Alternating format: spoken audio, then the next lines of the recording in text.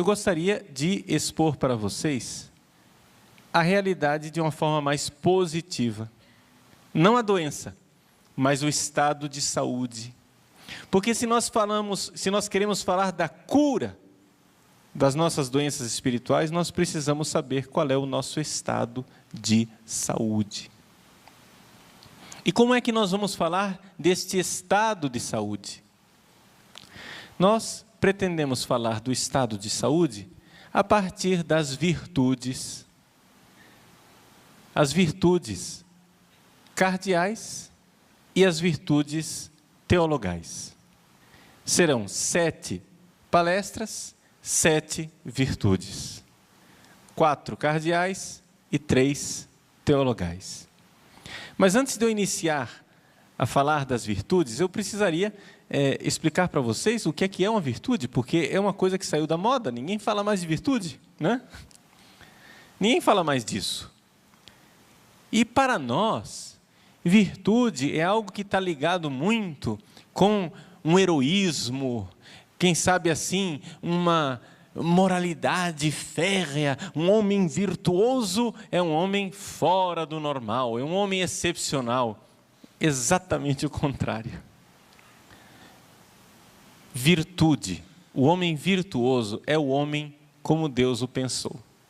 É o estado de saúde. Exatamente isto. O estado de saúde.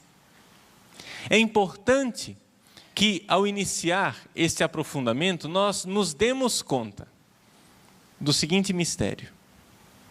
Nós, eu e você, nós nunca, atenção, nós nunca vimos um homem, nós nunca vimos uma mulher inteiro na nossa vida.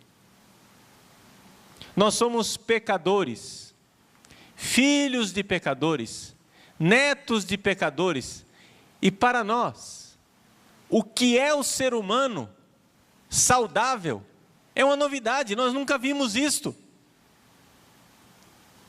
Nós nunca nos encontramos assim, de carne e osso, com uma pessoa sadia.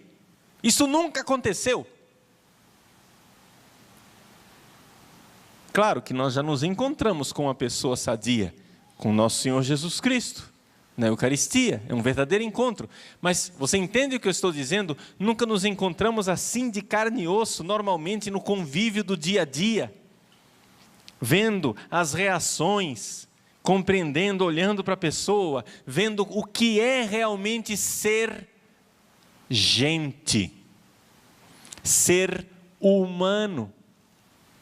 O Concílio Vaticano II nos diz uma realidade que para nós pode parecer estranha, mas é a pura verdade.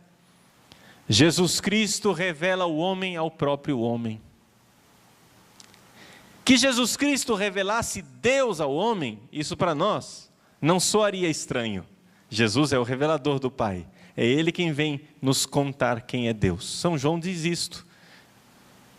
Evangelho de João, capítulo 1, versículo 13, ele diz: ninguém jamais viu a Deus, mas o Filho que está junto de Deus, foi Ele quem nos deu a revelar, que nos deu a conhecer quem é o Pai.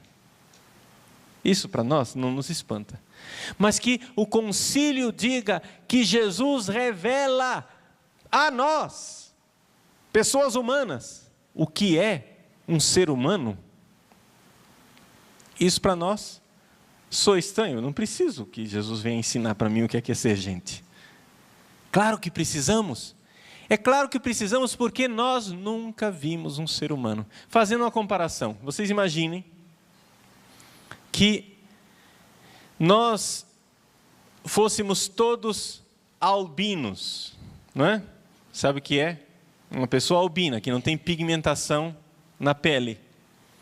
Imagine que nós fôssemos uma colônia de albinos e nunca tivéssemos visto uma pessoa com coloração na pele. De repente chega alguém com a pele que tem cor. Nós olharíamos para aquela pessoa estranhamente e diríamos: um anormal, né? coitado, como será triste ser desse jeito, não é estranho? Por quê? Porque sendo nós albinos, nós não conhecemos o que é uma pessoa que não tem o problema do albinismo. Assim também, sendo nós pecadores, nós nunca vimos uma pessoa sadia. O que nós vemos ao nosso redor é sempre pedaço de gente. Nós somos sempre pessoas que, por mais santos que nós sejamos, infelizmente estamos marcados pelo pecado. Nós somos um campo de batalha. Deus nos pensou de um jeito, mas existe uma espécie de lei da gravidade que nos puxa para baixo e faz com que a gente toda hora esteja tendendo para baixo. Então, o que é a virtude? A virtude não é um heroísmo, mas é ser o que nós somos chamados a ser. Ser aquilo que Deus sonhou para nós. Então nós iremos olhar para 7 virtudes, 7 realidades da pessoa sadia como Deus a sonhou. Em outras palavras, nós vamos de alguma forma nesses dias olhar para Jesus. Nós vamos olhar para este homem sadio, como Deus o pensou. Nesses aspectos de virtudes. Digo já desde o início que nem todas as virtudes estão no mesmo nível e nem todas são uma dinâmica igual. Em primeiro lugar, nós temos essa divisão inicial. Existem 3 virtudes teologais e 3 virtudes cardeais. Qual é a diferença? Bom, as virtudes teologais, assim, para ser bem breve, depois nós vamos analisar isso de forma mais próxima. As virtudes teologais são um dom de Deus. Por isso, tem a Deus como fonte e origem, e ao mesmo tempo tem Deus como objeto. Isso quer dizer que a verdadeira fé, nós temos fé que vem de Deus e volta para Deus. Nós cremos em Deus, mas cremos em Deus porque Deus nos dá a graça de crer. A esperança também. Se é verdadeira esperança, nós recebemos de Deus a esperança. Ele quem fundamenta a nossa esperança e ao mesmo tempo Ele é o objeto de nossa esperança. É nele que nós esperamos. E o amor também. Nós recebemos dele o amor consiste nisso, ele nos amou por primeiro, e depois nós temos em Deus o objeto deste amor. Virtudes teologais. E as outras virtudes, as virtudes cardeais? As virtudes cardeais são virtudes humanas. Isso quer dizer o seguinte, não é que essas outras sejam desumanas, não é isso, é que estas outras realizam o ser humano como Deus o sonhou, mas elas têm em Deus o início e em Deus a finalidade. Enquanto as virtudes humanas, as virtudes cardeais, elas têm, na verdade, um substrato que podemos olhar para nós mesmos e ver que não é necessária uma intervenção divina sobrenatural, mas que, sustentado pela própria natureza, elas podem acontecer. Quais são essas virtudes?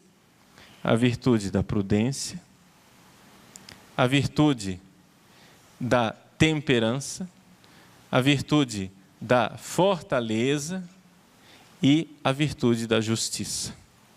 Vamos ver cada uma delas a seu tempo. Agora, gostaria de falar da virtude da temperança. O que é a virtude da temperança? A própria palavra temperança parece que já não diz mais nada para nós. Mas ela vem de tempero. O que é um tempero? Quando a gente fala do clima de São Paulo, o pessoal diz, é um clima temperado. O que é clima temperado? Não é? Que não está muito nos extremos. Não é excessivamente frio, mas também, normalmente, não é excessivamente calor. Tempero quer dizer essa moderação. Quando você vai temperar a comida, você não quer pôr açúcar demais, você não quer pôr sal demais. Você quer pôr o justo. Tempero quer dizer isso, uma realidade equilibrada, uma temperança. É importante nós entendermos que o homem, o ser humano, precisa de um equilíbrio para ser humano. Vejam como Jesus é exemplo de equilíbrio, de temperança. Ao mesmo tempo que ele jejua no deserto, ele também sabe ir às bodas de Caná, participar das núpcias, transformar a água em vinho e fazer festa. Temperança. Um equilíbrio. Nem tanto ao mar, nem tanto à terra. Mas como é que deve acontecer essa temperança depois na prática? Querem ver? Por que a gente come comida? Bom, a gente come para manter a vida, não é isso? Nós precisamos manter a vida. Se você parar de comer, você morre. Se você parar de beber, você morre. Exatamente aí é que acontece o problema espiritual. A gula. Você de forma destemperada, come até explodir.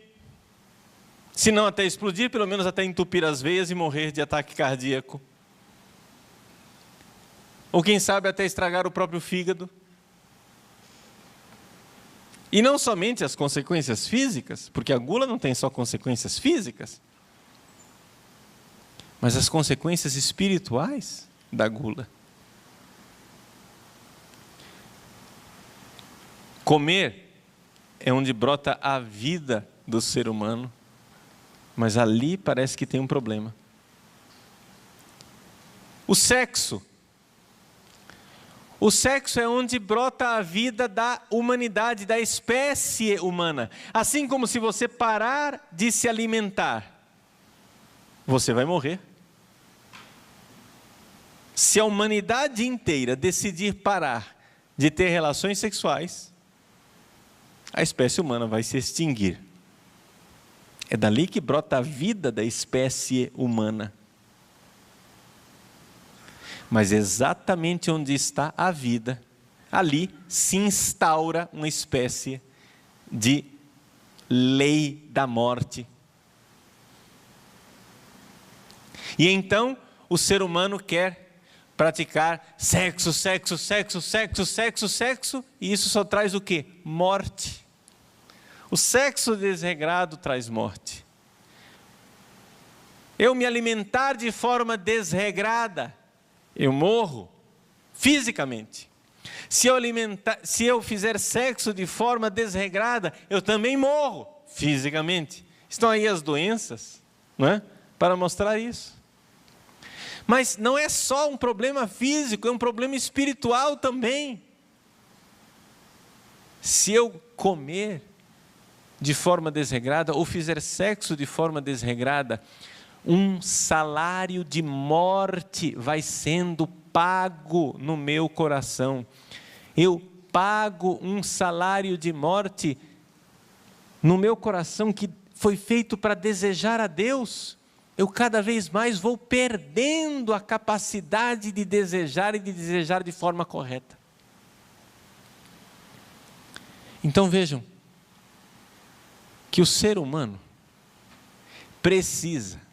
necessita de tempero. Isso quer dizer assim, como um carro tem acelerador, ele também precisa ter um freio. Não adianta você fazer um carro sem freio, como também não adianta fazer um carro sem acelerador. As duas coisas devem estar no carro, e você, que é o condutor do carro, deve temperar o acelerador e o freio para que não haja um desastre. Parece estranho que a igreja nos peça o jejum. Parece estranho que a igreja nos peça a abstinência sexual. E a igreja pede isso para todo mundo, inclusive para os casados, hein? Que é isso, padre? Que é isso? Agora eu vou ficar proibido de fazer sexo? Não. A igreja não proíbe você de fazer sexo, não é esse o problema? O problema é o seguinte: já ouviram falar de planejamento familiar? Já ouviram falar de planejamento familiar? Calcular quantos filhos você quer ter? Muito bem. Eu conheço um método infalível de planejamento familiar: não ter relações sexuais. É infalível. Quando você não tem relações sexuais, os filhos não nascem, sabia disso? Acontece que nós somos tomados pela compulsão sexual e tomados pela compulsão de comer, comer, beber, beber, beber, comer, comer, comer, ter relações, ter relações, ter relações. É esse destempero.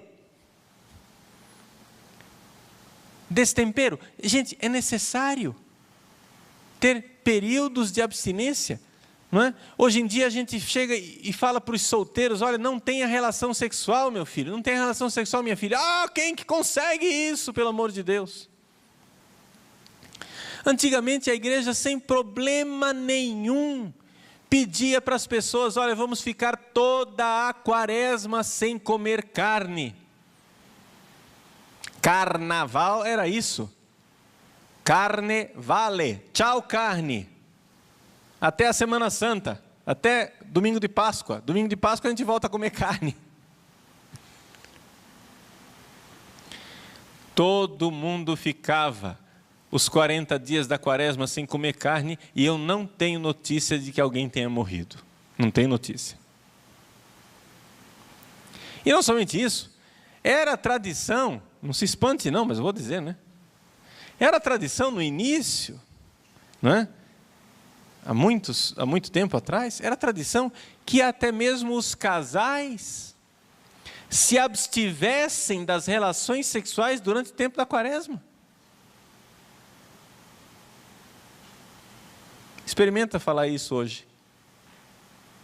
Não, quem que consegue? Isso é como ficar sem respirar. Isso é o sinal da nossa doença espiritual, é a situação que nós estamos.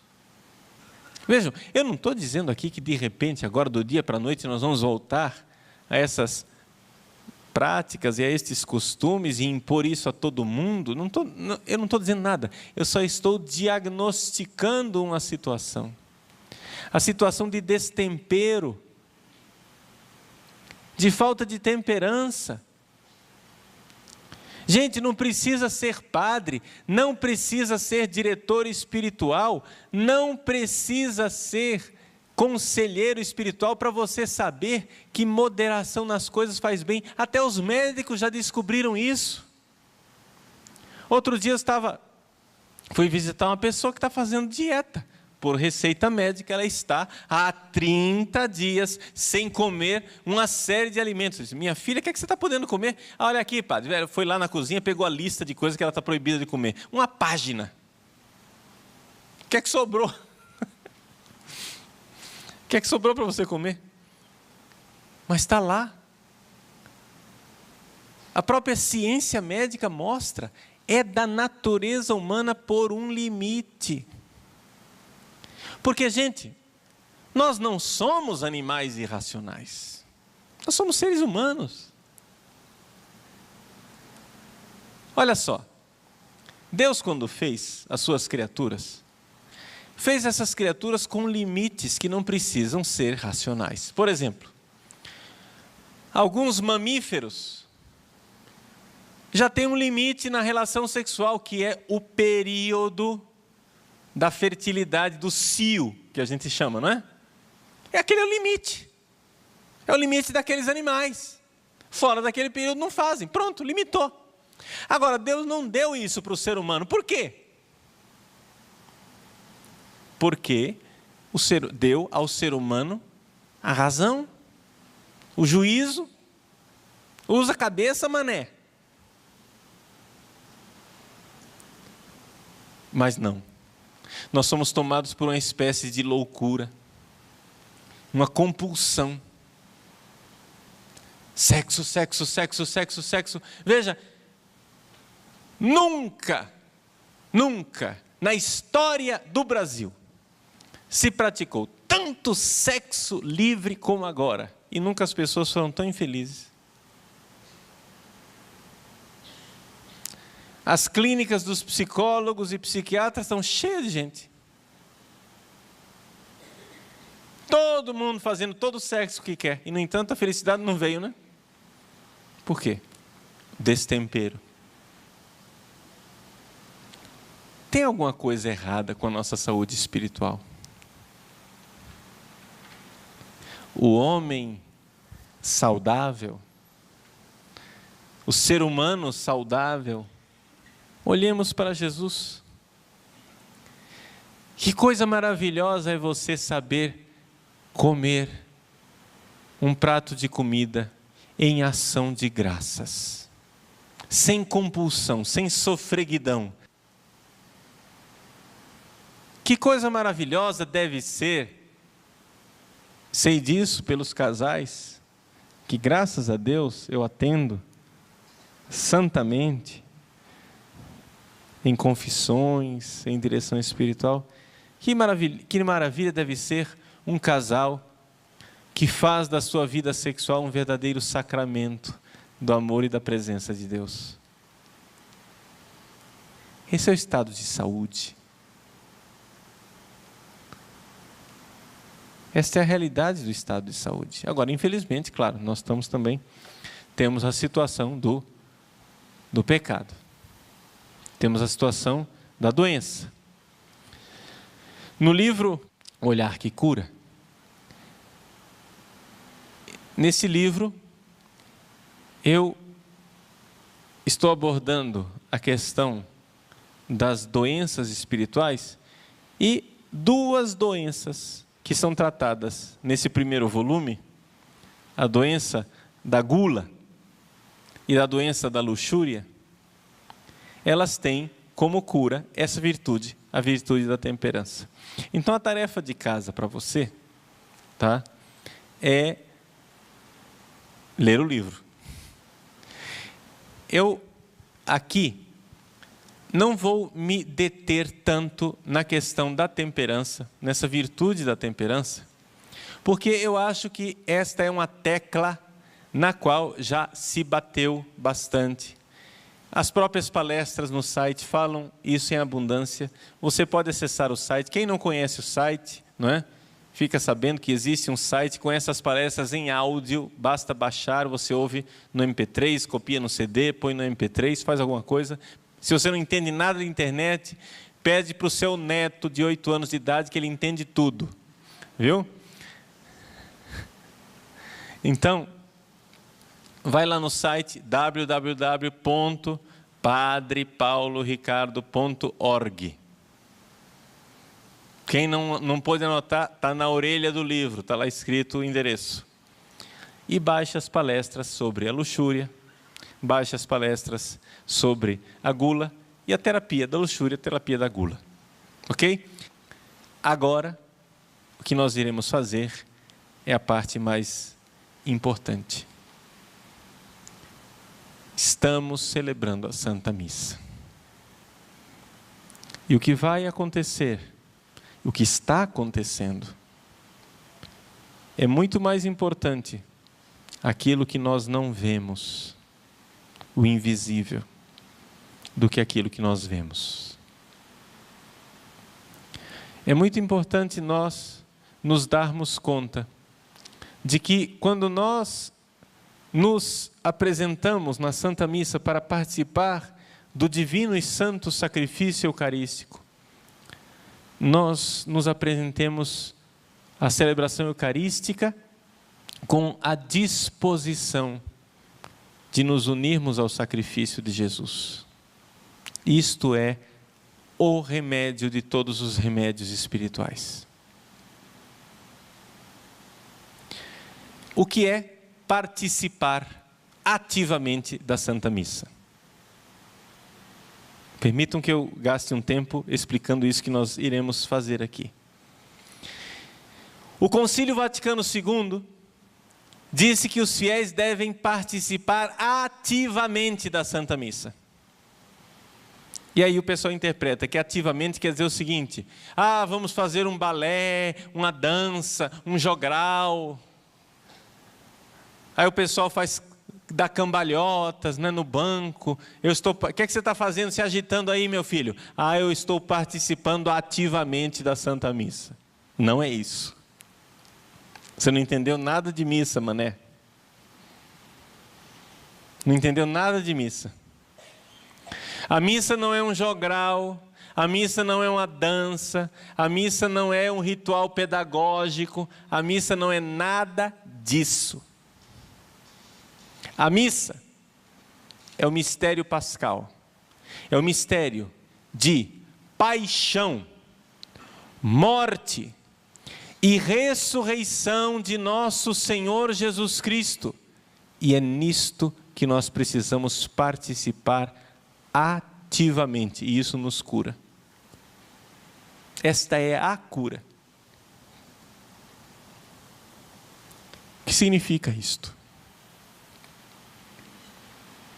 Você certamente já assistiu o filme da Paixão de Cristo, do Mel Gibson. Acho que todo mundo já assistiu aqui, né? Não é verdade? Então, quem não assistiu, assista, vale a pena. Vale muito a pena.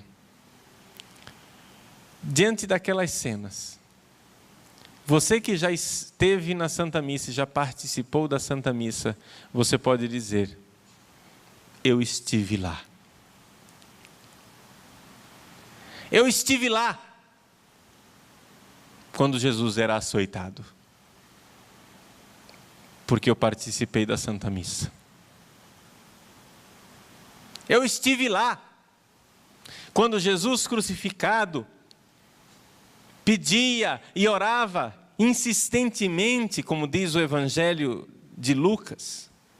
O Evangelho de Lucas no grego, ele usa um tempo verbal de insistência, de repetição. Jesus ia dizendo e dizendo e repetindo: Pai, perdoa-os, eles não sabem o que fazem.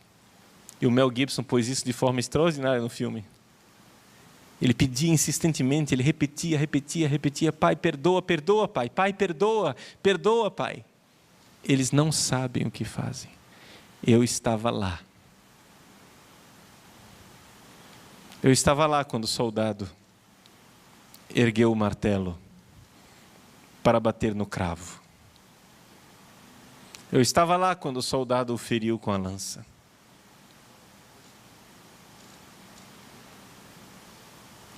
Participar do santo sacrifício eucarístico, mais do que estar lá,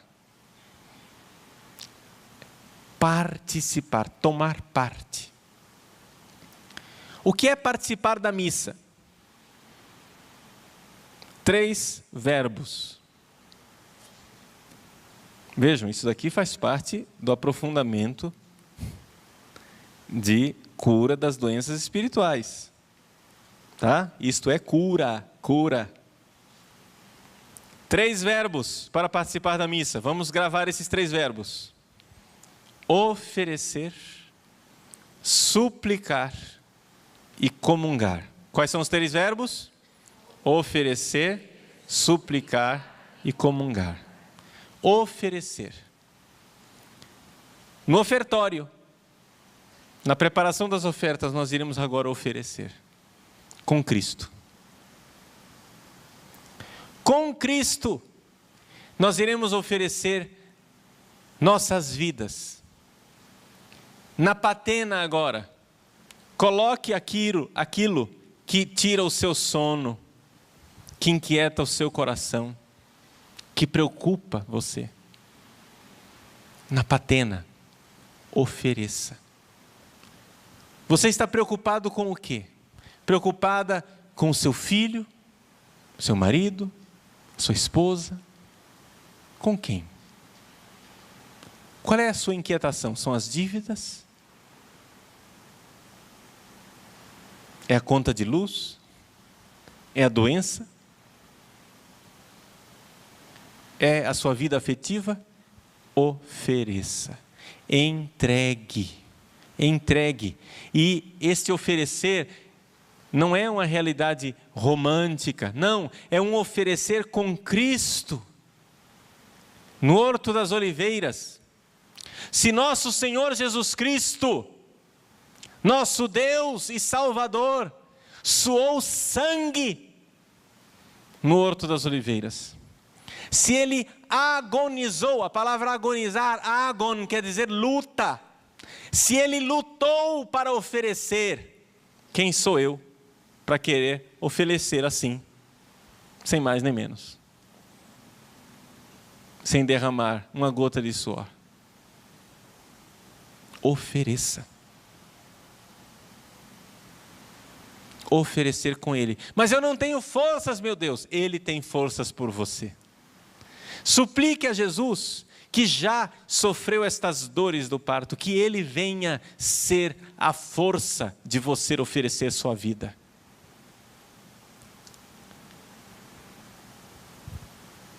Que sofrimento deve ter sido para nosso Senhor? Olhar o grande sacrifício que Ele deveria oferecer na cruz e saber da nossa indiferença. Sentir-se derramado inutilmente. Sentir-se vida perdida inutilmente. Sim, inutilmente, porque nós não damos valor. Nós não damos valor. Não é só o mundo lá fora que não dá valor. Com que falta de piedade, com que falta de devoção, com que falta de espírito de participação nós participamos da Santa Missa. Meus irmãos, primeiro verbo, oferecer.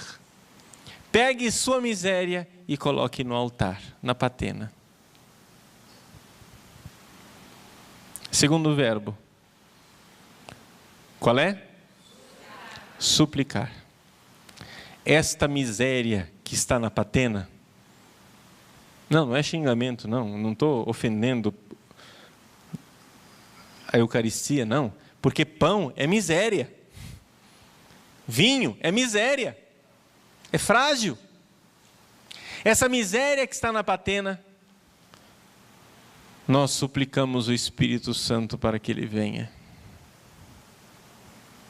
e transforme, divinize, faça com que seja Deus, faça com que a miséria seja divina.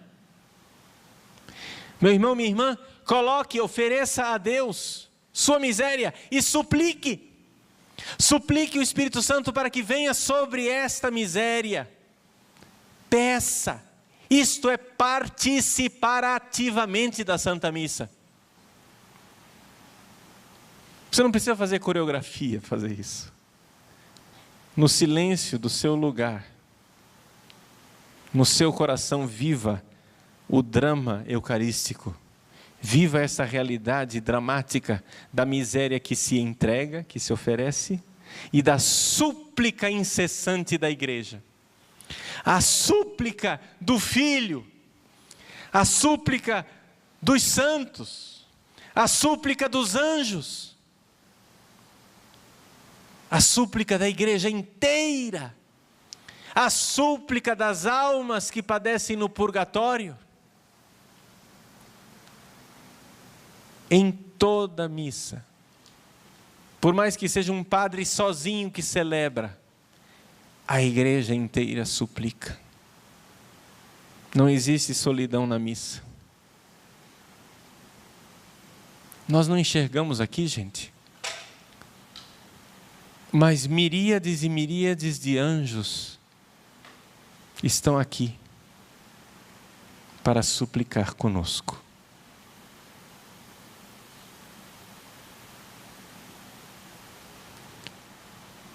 Oferecer, suplicar, comungar.